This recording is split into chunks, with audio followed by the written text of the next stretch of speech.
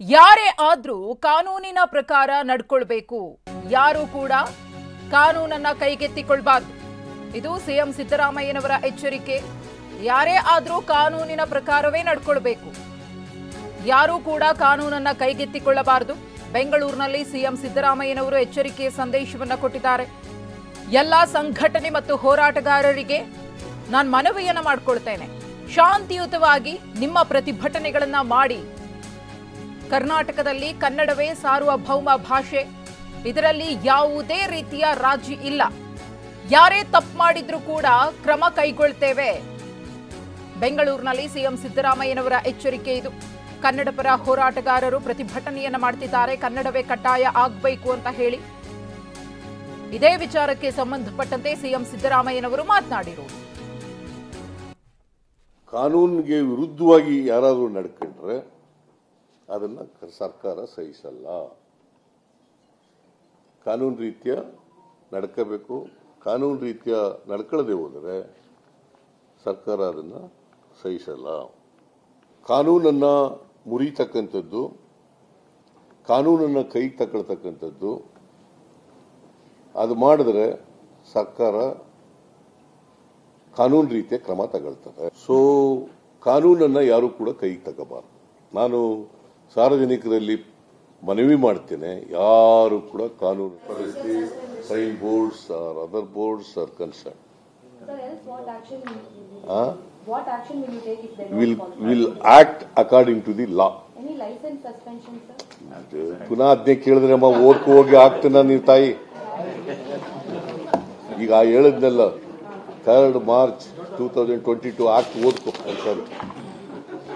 ಈಗ damage ಆಗಿರೋದನ್ನ compensate ಮಾಡಕ್ಕೆ plan ಮಾಡ್ತೀರಾ ಸರ್? ತುಂಬಾ ಕಡೆ ಡ್ಯಾಮೇಜ್ ಆಗಿದೆ ಅಂತೆಲ್ಲ ಕೆಲವು ಸಂಘಟನೆಗಳು ಹೇಳ್ತಾರೆ. ಈ ಸಾರು ಆಯ್ತು ನಡೀತೀವಿ.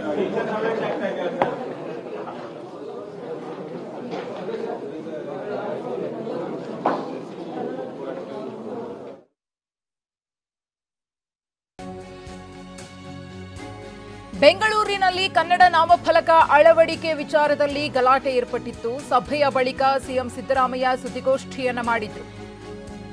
60% ಕನ್ನಡ, 40% ಬೇರೆ ಭಾಷೆ. ಮೊದಲು 50-50 ಭಾಷೆಯನ್ನ ಬಳಸಲು ಅವಕಾಶವಿತ್ತು. ಆದ್ರೆ ಇನ್ಮುಂದೆ 60% ಕಡ್ಡಾಯವಾಗಿ ಕನ್ನಡ ಭಾಷೆಯನ್ನ ಬಳಸಬೇಕು. ಸುದ್ದಿಗೋಷ್ಠಿಯಲ್ಲಿ ಮುಖ್ಯಮಂತ್ರಿ ಸಿದ್ದರಾಮಯ್ಯನವರ ಹೇಳಿಕೆ. ಮುಂಚೆ 50-50 ಅವಕಾಶವಿತ್ತು, ಆದ್ರೆ ಇನ್ನು ಮುಂದೆ 60% ಕನ್ನಡದಲ್ಲೇ ಇರಬೇಕು ಎಂದಿದ್ದಾರೆ ಸಿಎಂ ಸಿದ್ದರಾಮಯ್ಯ.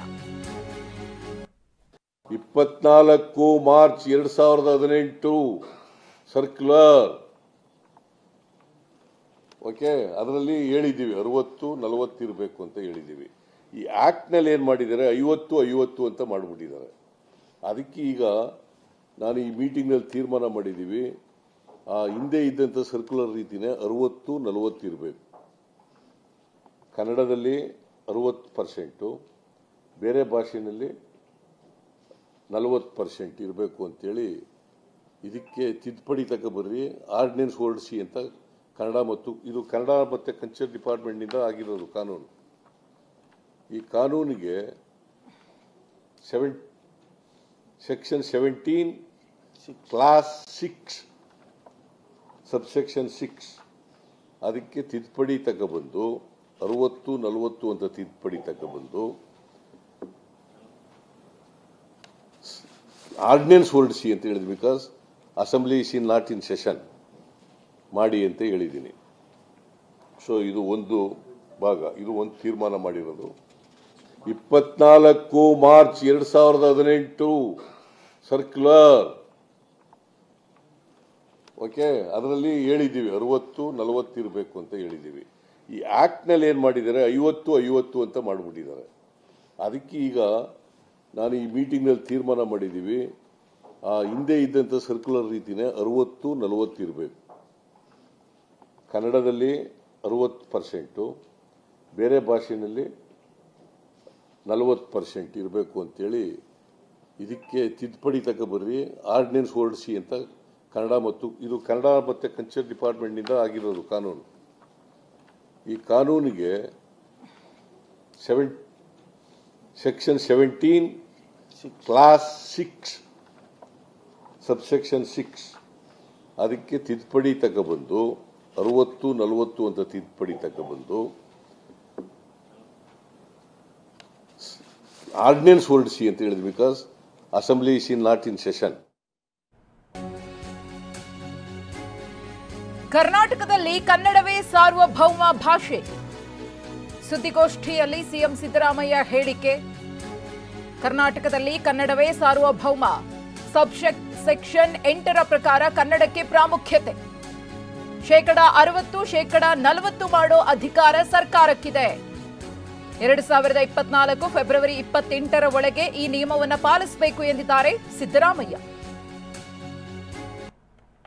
ಮತ್ತೆ ಇದು it will come into effect 28th ಒಳಗಡೆ ಅಂಗಡಿ ಮುಗ್ಗಟ್ಟುಗಳು, ವ್ಯಾಪಾರ ಸ್ಥಳಗಳು, ಬೇರೆ ಬೇರೆ ಹೋಟೆಲ್ಗಳಿರ್ಬೋದು, ಬೇರೆ ಇರ್ಬೋದು, ಅವೆಲ್ಲವೂ ಕೂಡ ಮಾಲ್ಗಳಿರ್ಬೋದು, ಎಲ್ಲವೂ ಕೂಡ ಇವು 28 ಒಳಗಡೆ ಇದನ್ನ ಈ ಆಕ್ಟ್ ಫಾಲೋ ಮಾಡಬೇಕು. February 28 2024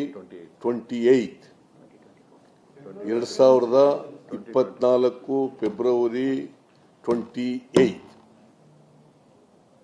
28/2/2024. I think I made myself very clear. ಮತ್ತೆ ಇದು it will come into effect 28th ಒಳಗಡೆ ಅಂಗಡಿ ಮುಗ್ಗಟ್ಟುಗಳು, ವ್ಯಾಪಾರ ಸ್ಥಳಗಳು, ಬೇರೆ ಬೇರೆ ಹೋಟೆಲ್ಗಳಿರ್ಬೋದು, ಬೇರೆ ಇರ್ಬೋದು, ಅವೆಲ್ಲವೂ ಕೂಡ ಮಾಲ್ಗಳಿರ್ಬೋದು, ಎಲ್ಲವೂ ಕೂಡ ಇವು 28 ಒಳಗಡೆ ಇದನ್ನ ಈ ಆಕ್ಟ್ ಫಾಲೋ ಮಾಡಬೇಕು.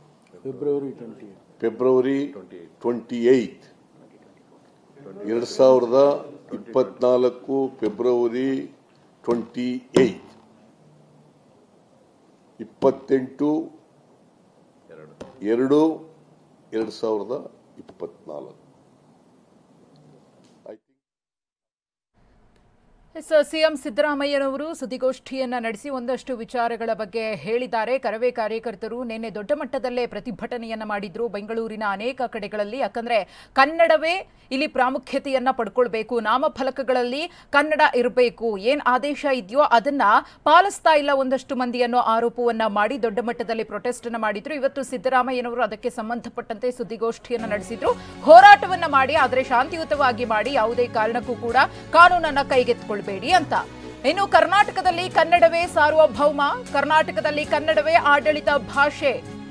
ಕನ್ನಡ ಭಾಷೆ ವಿಚಾರದಲ್ಲಿ ಯಾವುದೇ ರೀತಿಯ ರಾಜಿ ಇಲ್ಲ ಎಂದಿದ್ದಾರೆ ಸಿಎಂ ಸಿದ್ದರಾಮಯ್ಯ. ಬೆಂಗಳೂರಿನಲ್ಲಿ ಸಿಎಂ ಸಿದ್ದರಾಮಯ್ಯ ಈ ವಿಚಾರವನ್ನ ಮತ್ತೆ ಪುನರುಚ್ಚರಿಸಿದ್ದಾರೆ. ಸರ್ಕಾರದ ನಿಯಮ ಪಾಲಿಸದಿದ್ರೆ ಕಾನೂನು ಕ್ರಮವನ್ನ ತೆಗೆದುಕೊಳ್ತೇವೆ. ಅವರಿಗೆ ಕಾಲಾವಕಾಶವನ್ನ ಕೊಡಲಾಗಿದೆ. ಆ ಕಾಲಾವಕಾಶದ ಒಳಗಡೆ ಏನ್ ನಿಯಮವನ್ನ ಜಾರಿಗೆ ತಂದಿದ್ದೀವೋ ಅದನ್ನ ಅನುಸರಿಸಬೇಕು ಎಂದಿದ್ದಾರೆ. ನಾವು ಕನ್ನಡ ಭಾಷೆ ಸಾರ್ವಭೌಮತೆ ಇರಬೇಕು ಅನ್ನೋದ್ರ ಬಗ್ಗೆ ಯಾವುದೇ ಎರಡು ಮಾತಿಲ್ಲ. ಕನ್ನಡ ಸಾರ್ವಭೌಮ ಭಾಷೆ. ಕರ್ನಾಟಕದಲ್ಲಿ ಕನ್ನಡವೇ ಆಡಳಿತ ಭಾಷೆ, ಕನ್ನಡದಲ್ಲೇ ಆಡಳಿತ ನಡೆಸಬೇಕು. ಇದರ ಬಗ್ಗೆ ಯಾವುದೇ ರಾಜಿ ಇಲ್ಲ, ಎರಡು ಮಾತಿಲ್ಲ. ನಾವು ಕನ್ನಡ ಭಾಷೆ ಸಾರ್ವಭೌಮತೆ ಇರಬೇಕು ಅನ್ನೋದ್ರ ಬಗ್ಗೆ ಯಾವುದೇ ಎರಡು ಮಾತಿಲ್ಲ. ಕನ್ನಡ ಸಾರ್ವಭೌಮ ಭಾಷೆ. ಕರ್ನಾಟಕದಲ್ಲಿ ಕನ್ನಡವೇ ಆಡಳಿತ ಭಾಷೆ, ಕನ್ನಡದಲ್ಲೇ ಆಡಳಿತ ನಡೆಸಬೇಕು. ಇದರ ಬಗ್ಗೆ ಯಾವುದೇ ರಾಜಿ ಇಲ್ಲ, ಎರಡು ಮಾತಿಲ್ಲ. ನಾವು ಕನ್ನಡ ಭಾಷೆ